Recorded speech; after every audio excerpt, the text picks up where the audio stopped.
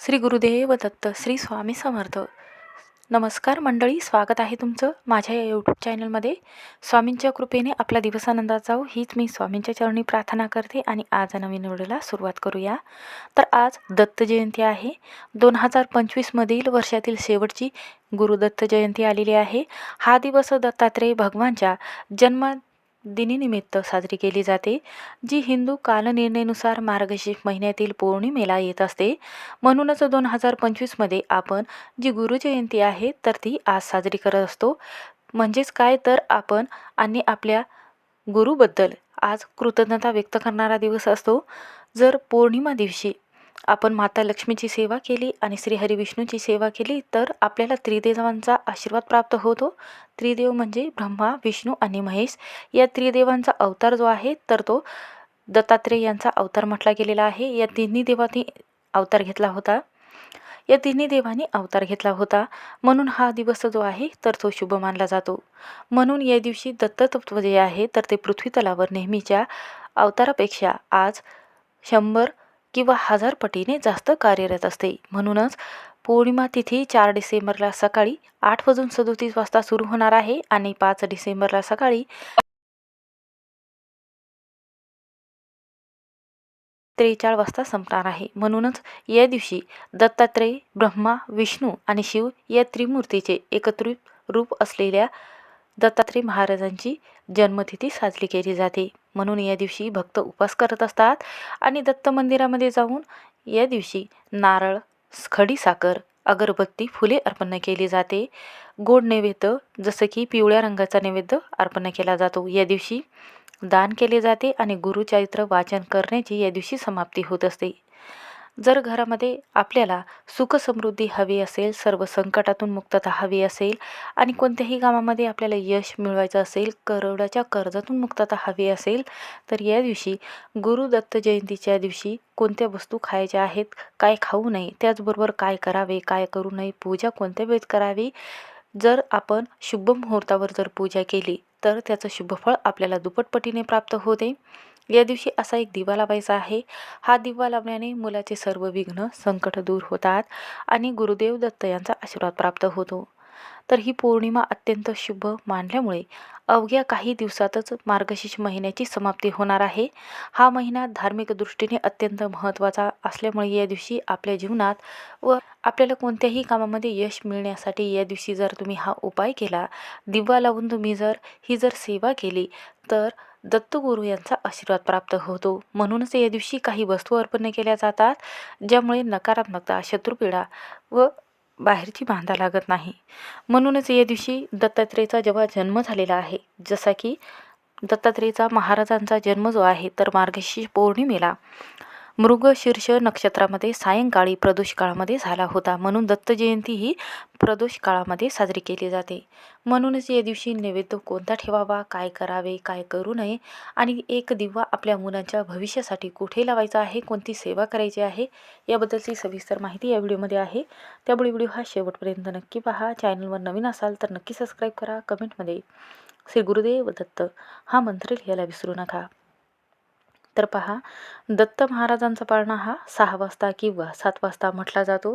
पूजाविधी कशी करावी तर पहा, या दिवशी पूजा का केली जाते तर असं म्हटलं जाते की जे दत्तगुरू आहे तर त्यांनी आपल्या पृथ्वी तलावर लोकांना काही ज्ञान किंवा देवाची पूजा करण्यासाठी आणि आपल्या मानसिक जीवनातून त्रासातून सुटका करण्यासाठी या दिवशी त्यांनी जन्म घेतला होता.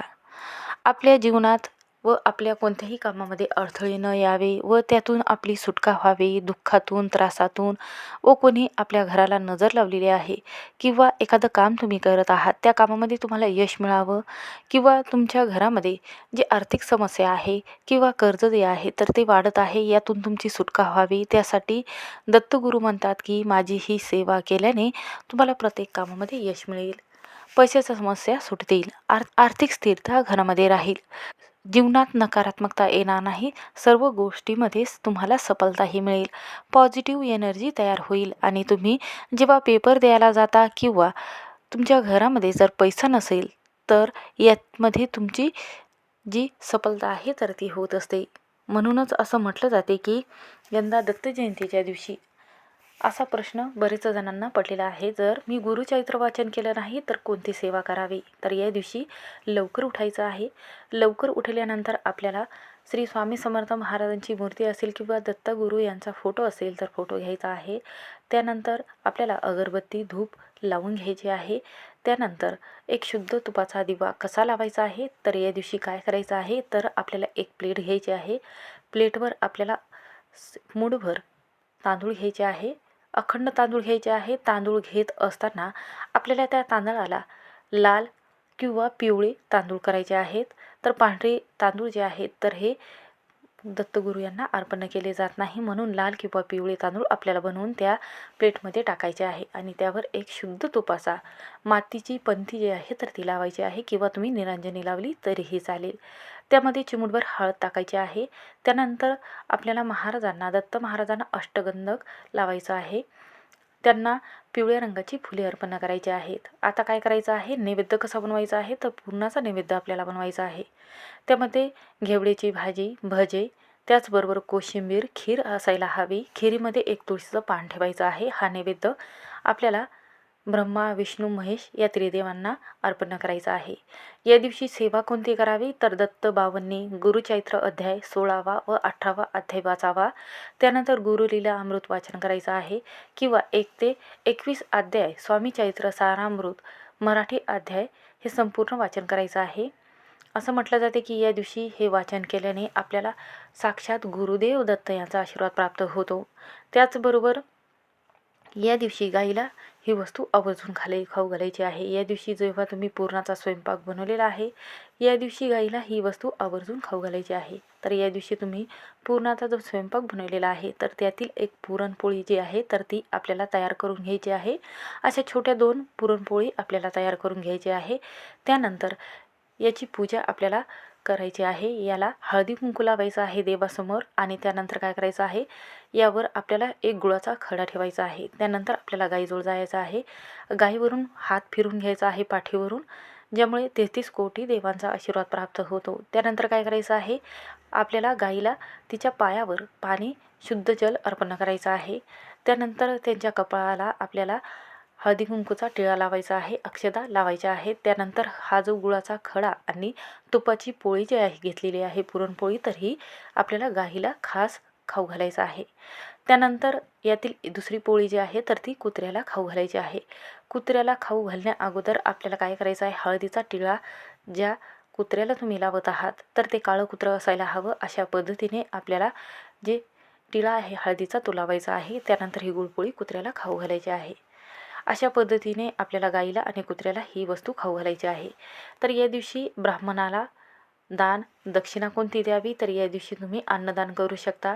एखाद्या गरीब व्यक्तींना तुम्ही पैसे दान करू शकता, जेवू घालू शकता किंवा जो पुरणपोळीचा स्वयंपाक केलेला आहे तर तो सुद्धा तुम्ही देऊ शकता. कारण या दिवशी मृग नक्षत्रावर दत्तजन्म झाल्यामुळे या दिवशी दत्तात्रेयाचा जन्म जो आहे तर केंद्रामध्ये साजरा केला जातो. या दिवशी कोणी पादुका चांदीच्या अर्पण करत असतात किंवा दान म्हणून देत असतात मंदिरामध्ये.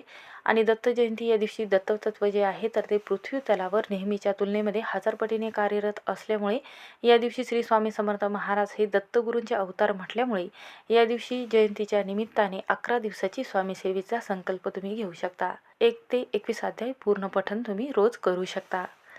या दिवशीची पौर्णिमाची समाप्ती 5 डिसेंबरला 2025 रोजी सकाळी 4:44 संपणार आहे आणि तिथी चालू होणार आहे ती म्हणजे 4 डिसेंबर सकाळी 8:38 चालू होणार आहे. म्हणून या दिवशी काय करायचं आहे? तर दत्त जयंतीच्या दिवशी दुपारी 3:43 ते संध्याकाळी 5:09 या वेळेमध्ये राहुकाळ राहणार आहे. म्हणून दत्त जयंतीच्या दिवशी हा उत्सव संध्याकाळच्या वेळी साजरा केला जातो. परंतु राहुकाळामध्ये हा सण साजरा करू नका. या दिवशी मृग नक्षत्रावर संध्याकाळी दत्त जयंती प्रदोष काळात साजरी केली जाते. म्हणूनच दत्त जयंतीच्या दिवशी घरामध्ये एखादा पाळणा आणून त्यावर दत्तमूर्ती ठेवून संध्याकाळी आपल्याला पाळणा हा हलवायचा आहे. कारण दत्त महाराजांना त्रिगुण अवतार असं म्हटलं गेलेलं आहे. तर आज दत्त जयंती असून भगवान दत्तात्रेय हे कलियुगाचे देव आणि त्रिदेव ब्रह्मा, विष्णू, महेश यांचे अवतार आहेत. त्यांची जयंती मार्गशीर्ष पौर्णिमेला केली जाते. या दिवशी दत्तात्रेयांचा जन्मदिवस आपण थाटामाटात साजरा करत असतो. तर भगवान दत्तात्रेय यांना परब्रह्ममूर्ती, सद्गुरू आणि श्री गुरुदेव दत्त या नावानेही ओळखले जाते. त्याचबरोबर त्यांच्या गुरुमध्ये पृथ्वी, पाणी, अग्नी, वायू, समुद्र, आकाश असे सूर्य यासारख्या 8 नैसर्गिक घटकांचा समावेश आहे. अशी कथा आहे की महर्षी अत्री आणि त्यांची पत्नी सती अनुसया यांना भगवान विष्णूला आपला पुत्र व्हावा म्हणून अशी इच्छा होती. त्यांची ही इच्छा पूर्ण करण्याकरिता एकदा भगवान विष्णूंनी महर्षी अत्री आणि सती अनुसया यांना दर्शन दिले होते. त्यांच्यासमोर प्रगट होऊन भगवान विष्णू म्हणाले की मी स्वतःला तुम्हाला सोपवलेला आहे. दत्त म्हणजे देणे, दान करणे. त्यामुळे भगवान विष्णू यांच्याकडून त्रिगुण रूपात साक्षात ब्रह्मा, विष्णू आणि महेश या अनुसया मातेच्या पोटी जन्म घेतला होता. या भावनेतून आणि अति व अनुसया यांचे ज्येष्ठ पुत्र असल्यामुळे दत्त आणि अत्रेय या नावाने एकत्रीकरण होऊन दत्तात्रेय हे नाव पडले.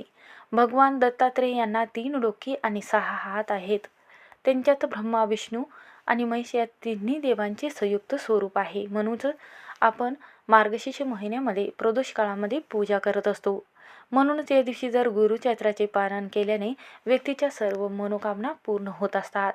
याशिवाय गाय असेल, कुत्रा असेल यांना जर तुम्ही पुरणपोळीचा नैवेद्य खाऊ घातला आणि आपल्या क्षमतेनुसार काही वस्तू जर एखाद्या ब्राह्मणांना, गरिबांना जर तुम्ही अन्नदान किंवा महाप्रसादाचे जर तुम्ही या दिवशी दान केले तर सद्गुरू दत्तगुरू यांचा आशीर्वाद प्राप्त होतो. प्रखर पितृदोष हा कमी होतो. 100 पिढ्यांना लागलेला हा पितृदोष आहे तर हा कमी होतो. असं म्हटलं जाते की या पितृदोषातून आपल्याला मुक्तताही मिळत असते. जीवनात आनंद प्राप्त होतो आणि मुलाची, पतीची एवढी प्रगती होते की कोणीही थांबवू शकणार नाही. म्हणूनच या दिवशी ही सेवा करून पहा. सर्व कामात यश मिळेल. श्री स्वामी समर्थ.